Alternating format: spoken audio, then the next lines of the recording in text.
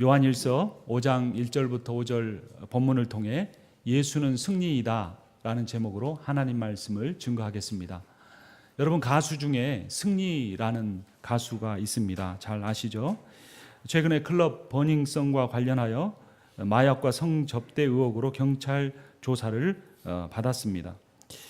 그는 2017년 12월 9일 이 필리핀의 필라완 섬 리조트를 통째로 빌려서 생일 파티를 하는데 무려 6억 가량을 썼다고 합니다. 그의 생일 파티에 일본과 중국, 홍콩, 대만, 싱가포르, 말레이시아, 태국 등에 있는 재력가나 유명인들이 다수 초대되었다고 합니다. 또 그의 생일 파티에는 그가 평소에 잘 알던 룸살롱 여인들이 흥을 돋우기 위해 초대되었고, 여러 가지 밤마다 불꽃놀이와 술 파티가 계속 이어졌다고 합니다. 그런데 최근에 자신이 운영하고 있는 그 버닝썬이라는 이 나이트 클럽에 마약이나 성접대 의혹이 있어서 경찰 조사를 받고 있습니다.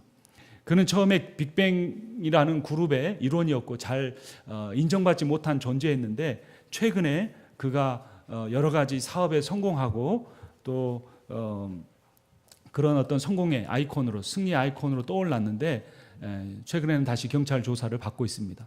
그런 너무나 가슴 아픈 것은 바로 그 가수 승리가 기독교인이라고 하는 겁니다. 그의 이름은 승리입니다. 부모가 얼마나 승리하는 인생을 살기를 원했을까요? 아이돌 가수가 된 것만 해도 승리한 것이었지만 그는 그 그룹 안에서 더 승리하고 싶었고, 온 우리나라만 아니라 아시아와 세계 전체에 승리한 삶을 살고 싶었습니다. 그러나 그의 현재의 인생은 승리가 아닌 비참한 패배의 인생을 살고 있습니다. 여러분, 어떻게 하면 진짜 승리를 얻을 수 있을까요? 청백팀으로 나누어서 줄다리기를 한다고 생각해 보십시오. 여러분, 줄다리기를 내가 세게 잡아 다닌다고 이기겠습니까? 줄다리기 한번 하고 나면 이 팔도 까지고 이 팔뚝까지, 어떤 때는 옆구리까지 뭐 이렇게 자국이 나는 때가 있습니다. 나 하나 힘쓴다고 그 줄다리기가 이기고 지는 게 아닙니다. 어떻게 하면 이기는 줄 아십니까? 딱 봐서 어떤 팀이 이길까 해서 그쪽 팀에 가서 힘 안 들이고 그냥 신용만 해도 이깁니다. 질 팀에 가서 몸부림을 치고 애써봐야 상처밖에 안 남습니다. 승리하고 싶으시면 아무리 노력을 해도 되는 게 아닙니다. 이기는 편에 서면 됩니다. 성경에서는 어떤 편이 이겼다고 말합니까? 세상의 편이 이긴 것이 아니라 예수의 편이 이겼다라고 선언하고 있고, 우리는 그 성경 말씀을 믿기 때문에 일주일 내내 힘들게 비즈니스하고 직장생활하고 가정을 섬기고 공부하다가 이 자리에 나와 있는 겁니다. 그런데 지난 일주일 동안 나는 어느 편에 서서 그 줄다리기를 하고 힘을 썼는가 돌아볼 필요가 있습니다. 하나님은 성경의 첫 책인 창세기부터 승리를 약속하셨습니다. 3장 15절을 보면 내가 너로 여자와 원수가 되게 하고 내 후손도 여자의 후손과 원수가 되게 하리니 여자의 후손은 너의 머리를 상하게 할 것이요 너는 그의 발꿈치를 상하게 할 것이니라. 너의 후손은 이 사단의 세력을 의미하고 여자의 후손은 예수 그리스도를 의미합니다.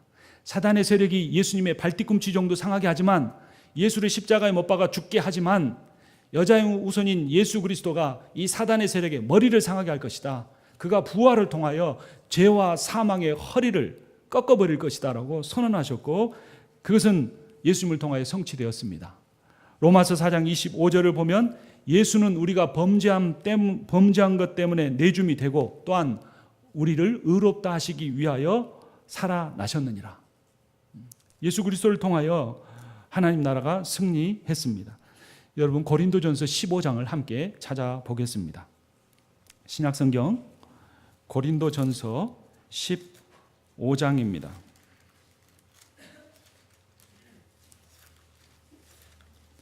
제 성경으로는 신약성경 281쪽입니다. 3절과 4절을 제가 읽겠습니다. 내가 받은 것을 먼저 너희에게 전하였노니 이는 성경대로 그리스도께서 우리 죄를 위하여 죽으시고 장사 지낸 바 되셨다가 성경대로 사흘 만에 다시 살아나사라고 합니다. 죽음과 부활을 의미합니다. 25절, 26절은 우리 함께 읽도록 하겠습니다. 그가 모든 원수를 그 발 아래에 둘 때까지 반드시 왕 노릇 하시리니 맨 나중에 멸망받을 원수는 사망이니라. 네. 예수 그리스도의 승리를 선포하고 있습니다. 같은 고린도전서 56절부터 58절도 보겠습니다. 저와 교독하겠습니다. 사망이 쏘는 것은 죄요 죄의 권능은 율법이라. 우리 주 예수 그리스도로 말미암아 우리에게 승리를 주시는 하나님께 감사하노니. 함께 읽습니다. 그러므로 내 사랑하는 형제들아 견실하며 흔들리지 말고 항상 주의 일에 더욱 힘쓰는 자들이 되라. 이는 너희 수고가 주 안에서 헛되지 않은 줄을 알미라. 아멘. 예수 그리스도는 그분이 죽음과 부활을 통해 이루신 승리를 누구에게 주십니까? 우리에게 주십니다. 그러니까 예수의 편에 서기만 하면 이기는 겁니다. 줄다리기 양쪽 중에 이길 편에 서기만 하면 이기는 것처럼 예수의 편에 서면 되는데, 내가 예수의 편에 섰는지 세상의 편에 섰는지 그것이 헷갈리기 때문에 우리는 방황하고 고민하고 고군분투하다가 지치고 상한 마음을 가지고 또 한 번의 예배를 드리러 오는 것입니다. 그러면 예수의 편에 선다는 것이 무엇이냐면, 우리가 읽은 이 고린도전서 15장 말씀 중에 31절 보겠습니다. 예수의 편에 선다는 것이 무슨 의미인지 31절 함께 읽습니다. 형제들아, 내가 그리스도 예수 우리 주 안에서 가진 바 너희에 대한 나의 자랑을 두고 단언하노니 나는 날마다 죽노라. 한번 따라서 하겠습니다. 지는 것이 승리하는 것이다. 이러니까 예수 믿는 게 힘듭니다. 세상에 이런 억지와 모순되는 말이 어디 있습니까? 지면 억울하잖아요. 당하면 분하잖아요. 그 사람이 이겼잖아요. 근데 지는 것이 이기는 거라고 성경은 선언하고 있습니다. 사도 바울은 날마다 지기 위해서 날마다 죽는다고 선포합니다. 여러분, 강한 사람이 견디는 것이 아니고 끝까지 견디는 사람이 강한 사람입니다. 평소에 저 사람 되게 강해 보였는데 금방 쓰러지는 사람 참 많습니다. 평소에 참 연약해 보이는데 끝까지 버티는 사람 있습니다. 끝까지 주님만 바라보고 참는 사람이 성경에 약속된 승리를 얻을 수가 있는 것입니다. 하나님께로부터 난 사람은 그래서 어떻게 해서 끝까지 이기냐면 믿음으로 세상을 이깁니다. 오늘 본문입니다. 요한일서 5장 4절 말씀 같이 읽습니다. 무릇 하나님께로부터 난 자마다 세상을 이기느니라. 세상을 이기는 승리는 이것이니 우리의 믿음이니라. 무엇으로 세상을 이긴다고 합니까? 믿음으로 세상을 이긴다라고 말합니다. 그럼 이 세상을 이기는 믿음이 무엇인지 5절 함께 읽습니다. 예수께서 하나님의 아들이심을 믿는 자가 아니면 세상을 이기는 자가 누구냐? 세상을 이기는 자 아무도 없다. 그러나 누가 이긴다? 예수께서 누구의 아들이심을? 하나님의 아들이심을 믿는 자들이. 우리가 믿는 예수가 하나님이심을, 그 예수가 부활하여 온 우주를 다스리고 계신다는 것을 믿는 사람이, 예수가 승리하셨다는 걸 믿는 사람이 세상 편에 가서 줄다리기 하는 것이 아니라 예수의 편으로 와서 줄다리기 한다는 겁니다. 예수께서 승리하셨습니다. 1절 말씀도 함께 같이 읽습니다. 이 예수 편에 선다는 것, 예수 믿는다는 것, 승리한다는 것이 무엇인지 1절 함께 읽습니다. 예수께서 그리스도이심을 믿는 자마다 하나님께로부터 난 자니 또한 낳으신 이를 사랑하는 자마다 그에게서 난 자를 사랑하느니라. 아멘. 낳으신 이는 누굽니까? 하나님입니다. 난 자는 누굽니까? 예수 그리스도입니다. 하나님께로부터 난 자, 우리가 그렇게 하나님이 창조하시고 하나님이 구원하신 존재인데 우리는 그 낳으신 분인 하나님도 사랑하고 또 낳으신 이신 예수 그리스도도 사랑한다는 겁니다. 삼위일체 하나님을 믿는 거죠. 그런데 사랑이 거기에서만 끝나는 것이 아닙니다. 2절 함께 읽습니다. 우리가 하나님을 사랑하고 그의 계명들을 지킬 때 이로써 우리가 하나님의 자녀를 사랑하는 줄을 아느니라. 아멘. 하나님을 사랑하고 하나님의 아들이신 예수를 사랑하는 사람은 누구도 사랑하게 된다고요? 하나님의 자녀들도 사랑한다는 겁니다. 하나님의 자녀들이 누구입니까? 오늘 함께 앉아 예배드리는 우리의 지체들입니다. 내가 세상에서 승리하는 것이 뭐냐면 내가 이기는 것이 아니라 저주물로써 그들을 끝까지 사랑하는 사람이 승리하는 사람이라는 것입니다. 우리가 다른 사람보다 조금 더 잘 봉사하고 다른 사람보다 조금 더 윤리적으로 산다고 해서 구원받는 것이 아닙니다. 율법은 사람의 죄를 드러내는 것뿐입니다. 어느 정도까지 드러내주냐면 절망하고 절망해서 완전히 그가 죽음에 이를 정도까지 내려가게 하는 것이 율법의 기능입니다. 성경의 말씀이라는 거예요. 성경의 말씀을 들여다보면 들여다볼수록 왜 이렇게 내가 부족한가? 말씀을 읽으면 읽을수록 내가 왜 이렇게 연약한가, 불순종한가, 교만한가를 깨닫게 됩니다. 성경을 읽지 않는 사람은 그런 고민이 없이 살아가지만 성경을 읽는 사람은 그렇게 된다는 겁니다. 로마서 7장 13절을 보면 그런즉 선한 것이 내게 사망이 되었느냐? 그럴 수 없느니라. 오직 죄가 죄로 드러나기 위하여 선한 그것으로 말미암아 나를 죽게 만들었으니 라고 말합니다. 율법이 거울이 되어 우리의 악함과 교만함을 드러내어서 우리가 죄인임을, 그 죄로 인하여 죽을 수밖에 없음을 드러내 준다는 것입니다. 그런데 예수 그리스도가 이 땅에 오셔서 하나님 말씀에 완전히 순종하고 우리를 끝까지 사랑함으로써 이 율법의 요구를 성취하셨습니다. 우리가 이루지 못한 그 율법의 요구를 예수께서 성취하셨기 때문에 예수는 그 의를 받으셨는데 그분이 받으신 그 의를 우리에게 주셨습니다. 이것을 의의 정가라고 합니다. 그래서 우리는 예수 그리스도의 보혈로 말미암아 하나님 앞에 죄인이 아닌 의인으로 설 수가 있습니다. 그것이 바로 승리입니다. 그런데 사탄은 우리가 승리하지 못하도록 합니다. 그래서 우리가 서로 미워하고 정죄하게 만드는 것입니다. 그래서 우리의 싸움은 이기기 위한 싸움이 아니고 지기 위한 싸움이라는 겁니다.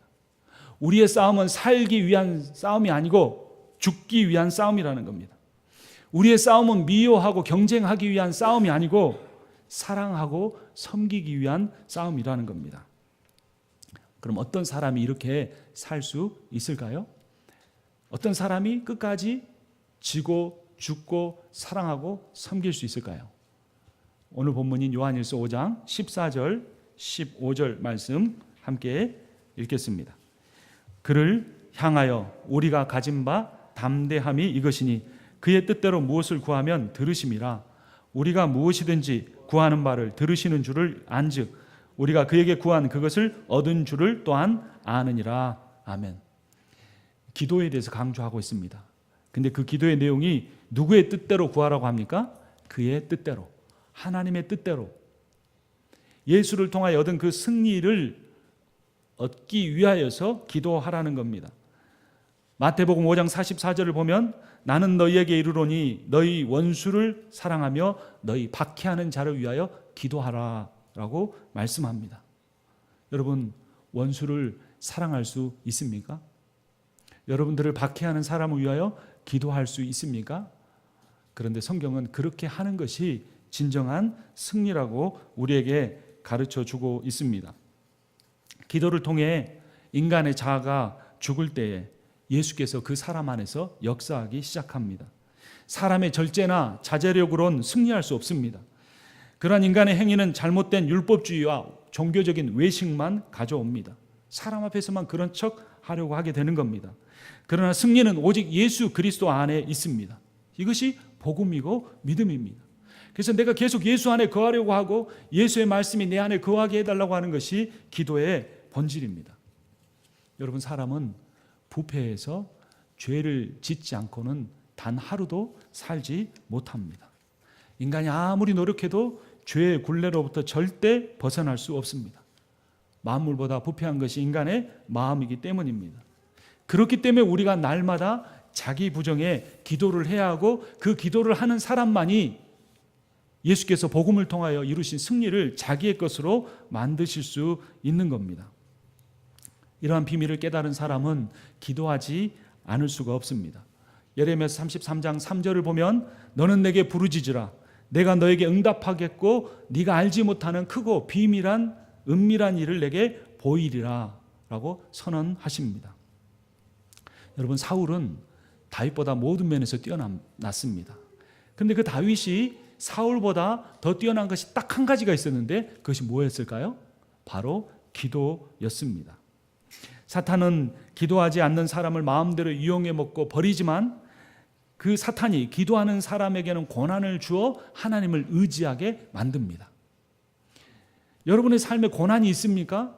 그것은 사단이 와서 그것을 역사하는 거지만 하나님이 허락하신 겁니다. 그런데 그 고난을 승리로 바꿀 수 있는 사람은 바로 기도하는 사람이라는 겁니다. 한 기독교 서적을 보면 주 예수님이 우리를 모든 유혹에서 지켜주신다는 것을 믿는 한 고의적으로 죄를 지을 수가 없다. 그러므로 매일 아침 오늘도 죄에 빠지지 않게 하옵소서. 오 주여, 죄를 짓지 않고 하루를 지낼 수 있도록 저희를 지켜주옵소서라고 기도하는 것은 옳은 일이며 마땅히 그러해야 한다. 그리하면 그리스도가 우리를 보호하사 거침이 없게 하신다. 우리가 그분을 신뢰하고 그분께 기도하는 한 그분은 우리를 지켜주시고 승리하게 하신다. 여러분, 승리하기를 원하십니까? 그러면 기도하십시오. 기도하지 않고는 승리할 수 없습니다.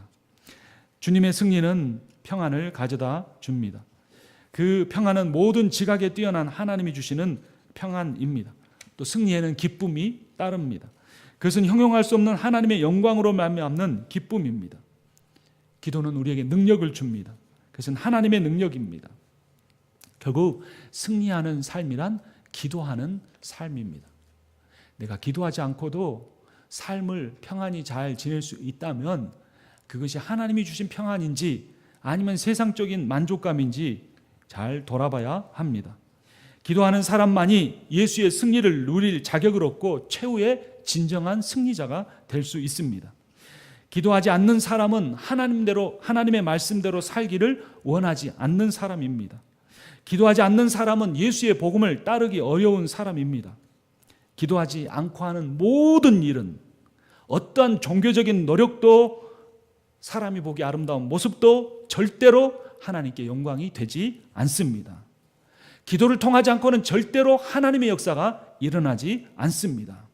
내가 기도하지 않고 어떤 일을 하고 있다면 그것은 하나님의 일을 하는 것이 아닙니다. 마가복음 9장 23절 24절을 보면 귀신에 들린 아이 때문에 고통받는 한 부모의 이야기가 나옵니다. 예수님이 변화산에서 내려오셨는데 제자들이 그 귀신을 쫓아내지 못해서 절절매고 있었습니다. 그래서 예수님이 내려오자 그 부모가 간절한 마음으로 예수님을 붙잡고 할 수 있거든 내 아들을 위하여 무엇인가 해달라고 간구했습니다. 그러자 예수님께서 할 수 있거든이 무슨 말이냐, 믿는 자에게는 능치 못할 일이 없느니라 말씀하시고 기도하시고 그 아이에게서 귀신을 내쫓으셨습니다. 사람들이 다 놀라 어떻게 이런 일이 일어났느냐고 물었습니다. 그러자 예수님께서 29절에서 이르시되 기도 외에 다른 것으로는 이런 종류가 나갈 수 없느니라 라고 선포하셨습니다. 여러분, 우리는 사탄의 유혹에 노출되어 있지 않을까요? 우리는 때로는 사탄에 이끌려서 우리의 마음이 심란하고 하나님을 기쁘시게 하기보다는 죄 짓는 삶을 살고 있지 않을까요? 저는 그러한 삶을 반복하고 있습니다. 넘어지고 일어서면 또 넘어지고 다시 일어서면 또 더 심하게 넘어져서 다치는 그러한 연약한 존재입니다. 부끄럽습니다. 하지만 그렇기 때문에 기도하기 시작했고 하나님 앞에 엎드리기 시작했습니다. 그렇게 기도할 때 하나님이 보여준 건 뭐냐면 너는 이제까지 너의 승리를 위해 살아왔는데 기도할 때 너의 승리가 아닌 예수의 승리를 선포하고 드러내는 일을 하라고 하나님이 말씀하십니다. 사무엘상 12장 23절은 나는 너희를 위하여 기도하기를 쉬는 죄를 여호와 앞에 결단코 범하지 않고 선하고 의로운 길을 너희에게 가르칠 것인즉 이라고 말씀합니다. 기도하지 않는 것은 죄입니다. 초대교회가 부흥한 비결은 기도였고 현대 한국교회가 부패하고 타락한 것은 기도하지 않기 때문입니다. 사도행전 2장 42절을 보면 그들이 사도의 가르침을 받아 서로 교제하고 떡을 떼며 오직 기도하기를 힘쓰니라 라고 말합니다. 그 비겁했고 그렇게 이기적이었고 예수님과 동행하면서도 세상적 욕망에 가득 찼던 제자들이 성령을 받고 변화된 것도 마가의 다락방에서 기도를 통해서 그렇게 됐고, 성령을 받은 뒤에도 그들이 오로지 기도에 힘썼기 때문에 초대교회가 부흥하고 세상 사람들에게도 칭송을 받을 수 있게 된 것입니다. 한 신학 교수의 연구에 따르면 한국 사회에는 한국 사회 구조가 승리한 상위 1%가 나머지 하위 집단을 딛고 일어서는 악한 사회 구조가 되고 있다고 말합니다. 이러한 사회 구조를 그 교수는 가나안적 사회 구조라고 말합니다. 이스라엘 백성이 가나안을 정복한 것은 그들의 민족이나 그들의 혈통 때문이 아니고 그들이 이런 악한 사회를 만들었기 때문이고 한국 사회가 그러한 사회 구조가 되고 있다는 겁니다. 근데 더 안타까운 것은 아까 언급한 연예인 승리처럼 한국교회마저 이러한 승리주의에 입각한 포교로 인해 한국교회 전반의 상위 1%의 승리 집단에 들기 위한 치열한 몸부림이 전개되고 있다고 말합니다. 사회구조가 그러한 패턴을 추구하는 것은 어쩔 수 없을지 모르지만 교회까지 그런 구조를 추구하는 것은 불행한 일입니다. 이 한국교회 전체 중에 1000명이 넘는 대형교회가 1% 정도 된다고 합니다. 근데 99%의 교회가 자기 교회 사이즈에 맞는 교회 정체성을 찾아가려고 하지 않고 그 1000명이 넘는 1% 안에 들려고 모든 재정과 프로그램과 그 노력을 그 교회를 쫓아가는데 올인하고 있다는 것입니다. 더욱 심각한 것은 그렇게 성장한 상위 1%의 교회들이 소형교회나 농촌교회에 대해 비뚤어진 우월감을 갖고 그들 위해 군림하려고 한다는 것입니다. 그 김 교수는 최근 도시교회와 대형교회가 성장하고 부흥하게 된 것은 농촌교회와 소형교회의 희생이 있었음을 기억해야 되는데 그렇지 못하다고 하는 것입니다.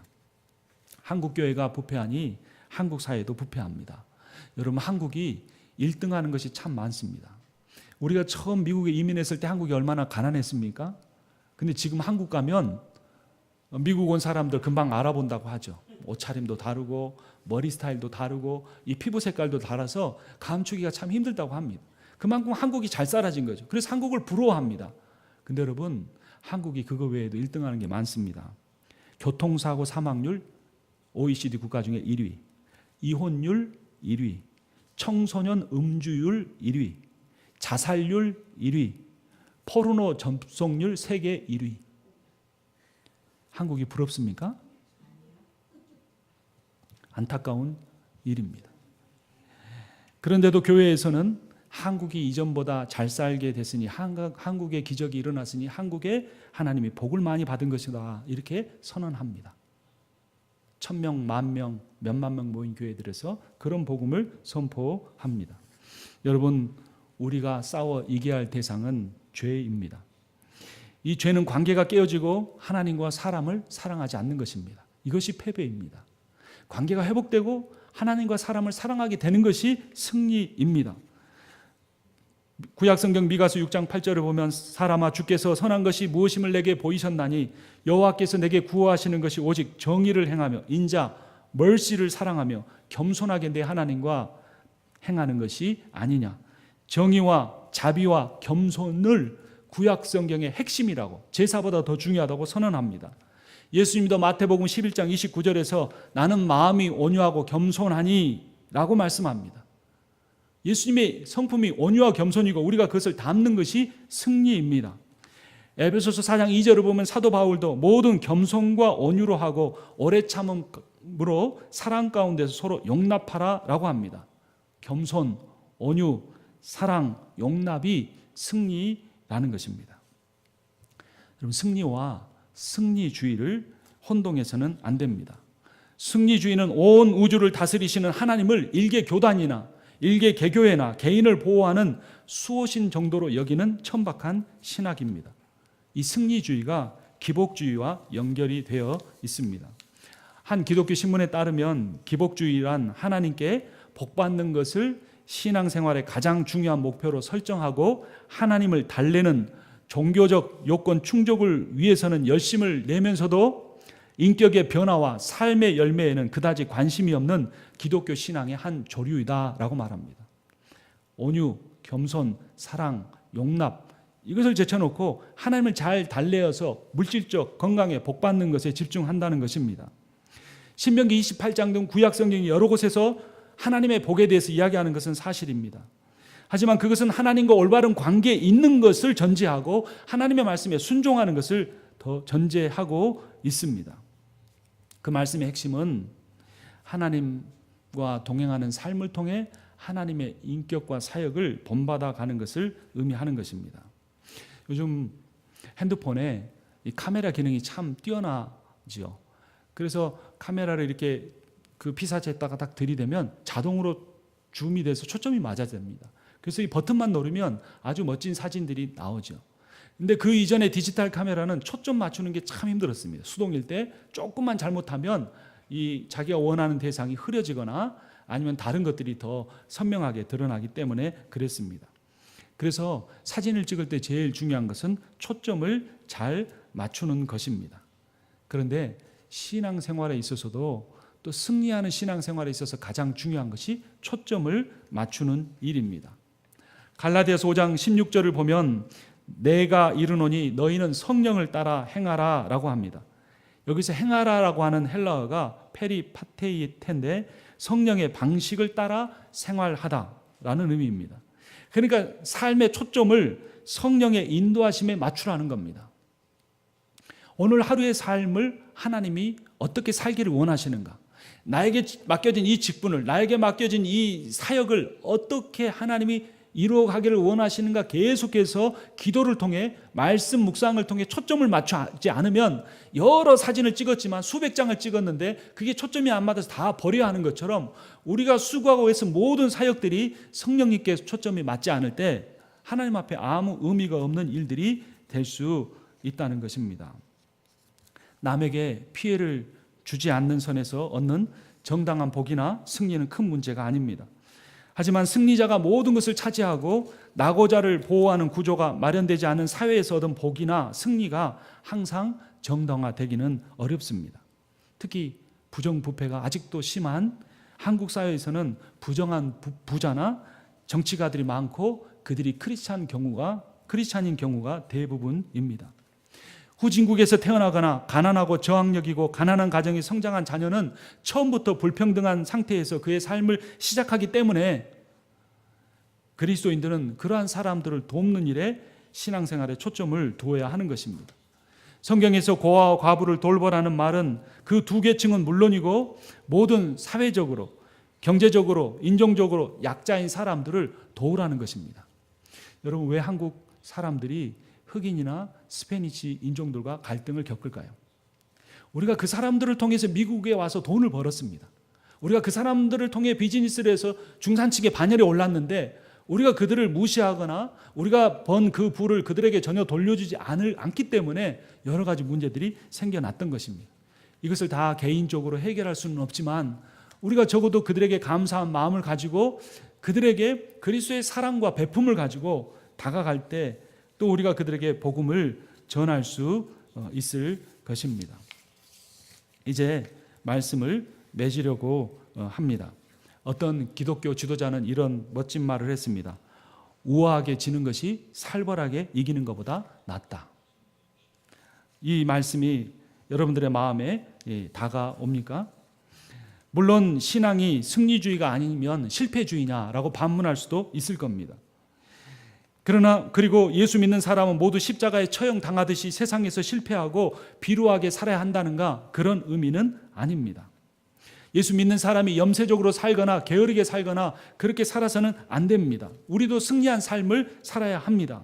하지만 그 승리가 다른 사람과 비교해서 내가 뭔가 더 위에 서려고 하기 그런 의미의 승리에 머물러서는 안 된다는 겁니다. 우리가 외모적으로 에이전이기 때문에 우리가 언어의 한계가 있기 때문에 우리의 자녀가 미국 백인 주류 사회인 이 미국 사회에 성공하기 위해서는 열심히 공부하고 좋은 대학에 가고 좋은 직장을 가져야 되는 것은 맞습니다. 그렇게 키워야 합니다. 이 사회의 리더가 되게 해야 합니다. 높은 자리에 오르고 부를 가지고 소유하는 사람이 돼야 합니다. 그런데 그 과정에 몰입하고 올인하다 보니 아이들에게 복음이 없습니다. 아이들에게 비추인 부모의 모습이 정말로 성경이 말하는 그런 모습과 다를 때에 또 교회 지도자나 교회 방향성이 다를 때 그 아이들은 복음을 잃어버리고 사회에서는 성공하지만 하나님을 믿는다고 하지만 주일 예배를 드리지 않거나 성경을 읽지 않고 기도하지 않으면서 크리스찬이라고 하는 그러한 삶에 머물 수밖에 없는 것입니다.